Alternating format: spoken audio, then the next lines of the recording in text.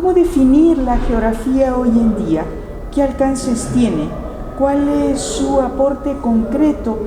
Bueno, hay toda una situación global que nos ha obligado a redefinir a la geografía.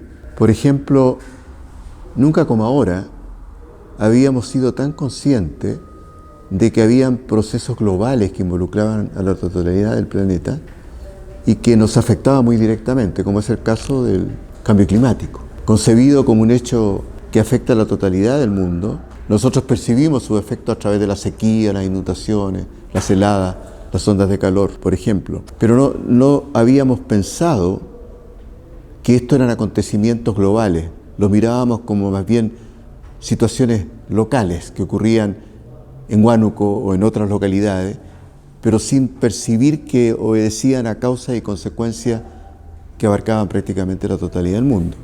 Ese reconocimiento de la existencia de fenómenos globales se ha visto también robustecido claramente por la globalización económica, ¿no? La globalización económica, evidentemente, hoy día, por ejemplo, el solo hecho que Estados Unidos y la China tengan dificultades o guerra comercial ha implicado en los últimos días una baja significativa del precio del cobre, y el cobre es el principal producto de exportación tanto para Chile como para Perú, y consecuentemente el dólar ha subido, o nuestras monedas, el sol y el peso chileno, se han devaluado como consecuencia de una guerra comercial en la cual nosotros no somos protagonistas de ninguna manera.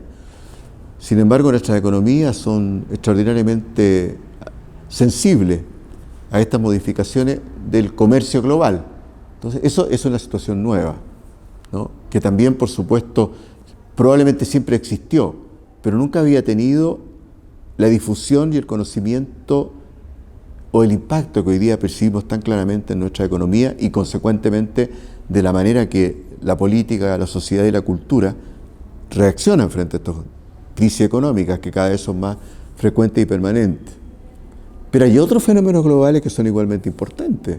Por ejemplo, la devastación de los sistemas naturales, la deforestación, la erosión, ¿no? Son todos hechos que prácticamente se encuentran en todo el mundo. La tasa de deforestación diaria no solamente ocurre en la cuenca del Amazonas, que son muy significativas, también están ocurriendo en los montes Atlas, en Marruecos, o en los Pirineos, en Europa, o en los Apeninos, en Italia. O sea, estos son fenómenos que también alcanzan una dimensión global. Otro hecho de gran alcance global es la urbanización. Nunca como ahora la población mundial había vivido mayoritariamente en ciudades. Hasta ahora, en la historia de la humanidad, la población vivió en el campo mayoritariamente. Y los pronósticos que de aquí a 2030, el 80% de la población mundial va a vivir en ciudades. Por lo tanto, el despoblamiento de las comunidades rurales, de las zonas rurales, va a seguir siendo constante y permanente, y mucho mayor en aquellos países como Perú, que aún conservan importantes poblaciones indígenas o comunidades en los sectores rurales. Y también hay otros hechos que son globales. Por ejemplo, el consumismo, la acumulación de bienes materiales y la financiación de ese consumismo a través de una generalizada ambición de propiedad privada y el individualismo que lo acompaña, son también hechos contemporáneos. Entonces, ese consumismo traducido en esta verdadera aspiración creciente de tener y acumular más bienes materiales, ¿no?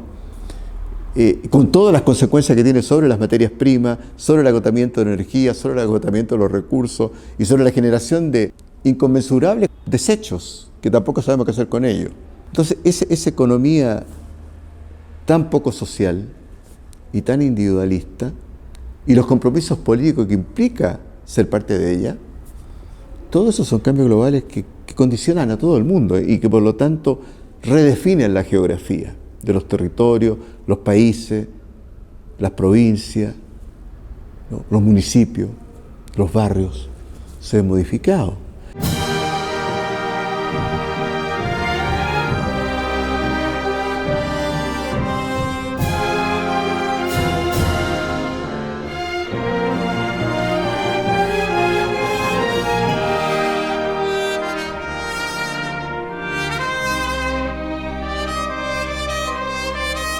¿Cómo definir la geografía hoy en día? ¿Qué alcances tiene? ¿Cuál es su aporte concreto?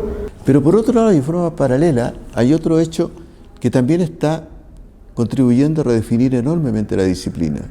Es lo que podríamos llamar la geograficalización de la sociedad. Sin darnos cuenta, prácticamente en forma imprevista, empezamos a estar gobernados por el GPS, sin percatarnos de que eran los satélites los que ahora les permiten a quienes controlan la información saber dónde estamos en cada momento de nuestra vida. Nunca habíamos tenido tantos mapas actuales, simultáneos, en nuestros computadores. Nunca habíamos tenido tantas series de imágenes, millones de imágenes, captadas por los satélites sobre lo que está sucediendo en Huánuco.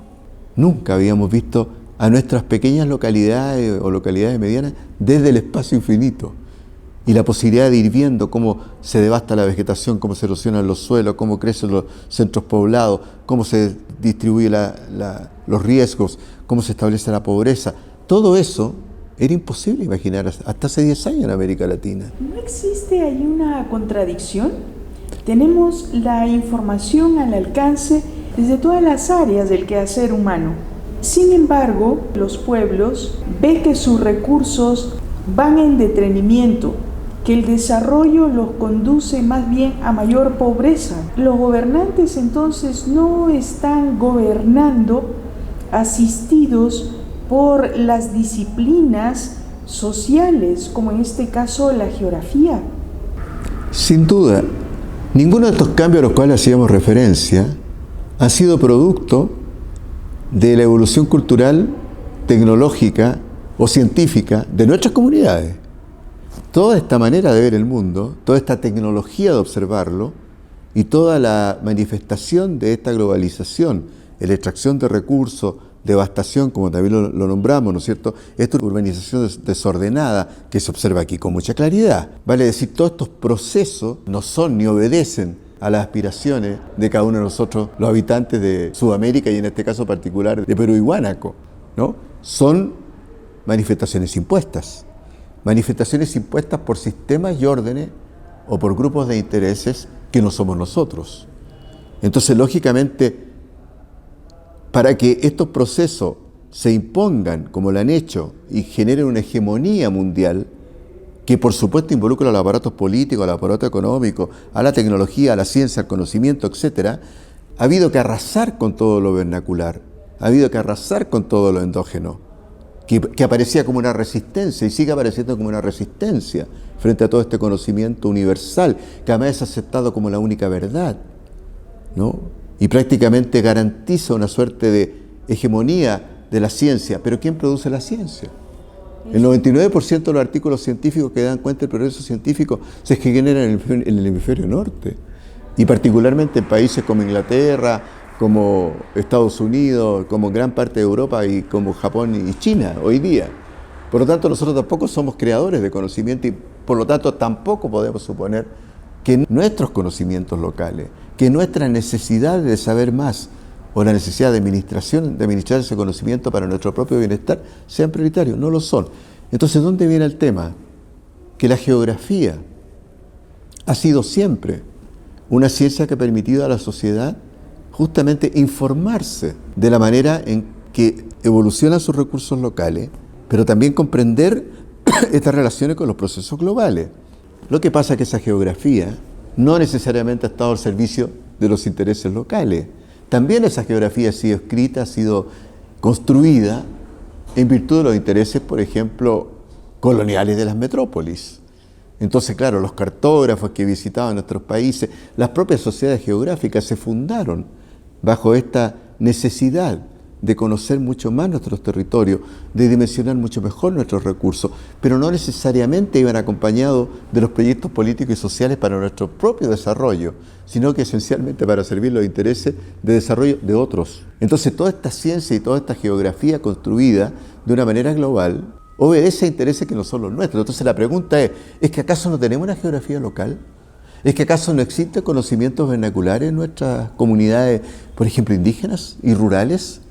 ¿Es que acaso nosotros como sociedad no somos capaces de comprender, de explicarnos y de gestionar el mundo en nuestro propio beneficio? Entonces, lógicamente, eso genera una geografía de la resistencia, tiene que generarlo.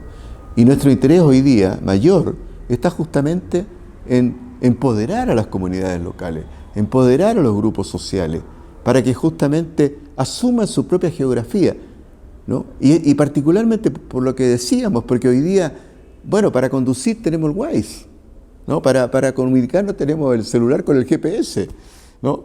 Vale decir, somos protagonistas de una nueva geografialización del mundo y no nos damos cuenta.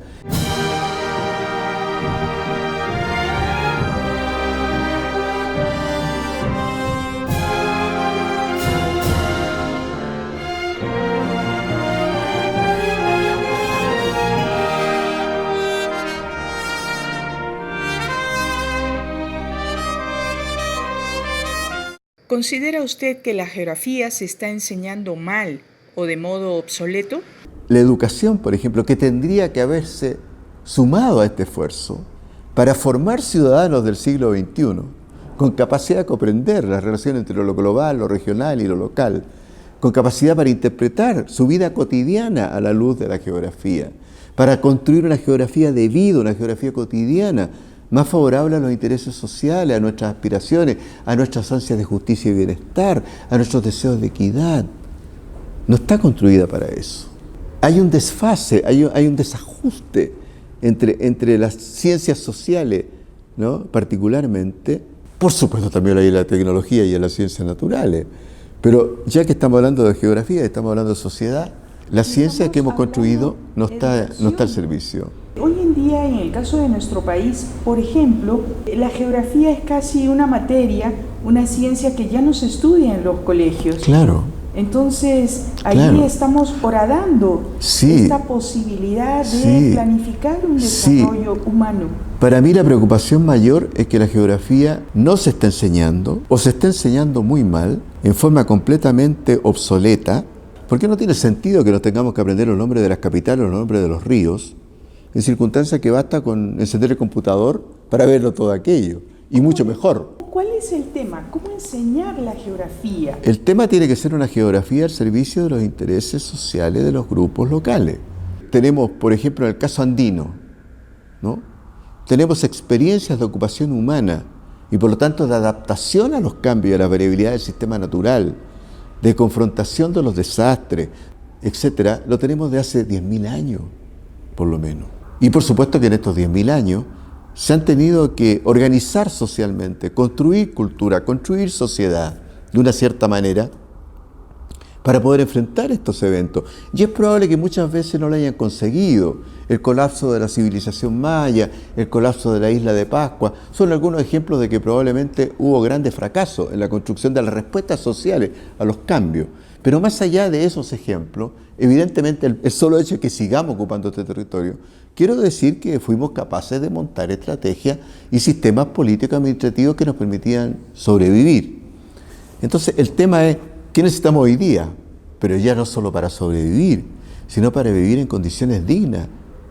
No podemos seguir viviendo en América Latina con estos niveles de pobreza. No podemos seguir devastando nuestros recursos solamente para aumentar los niveles de riqueza en los países ricos.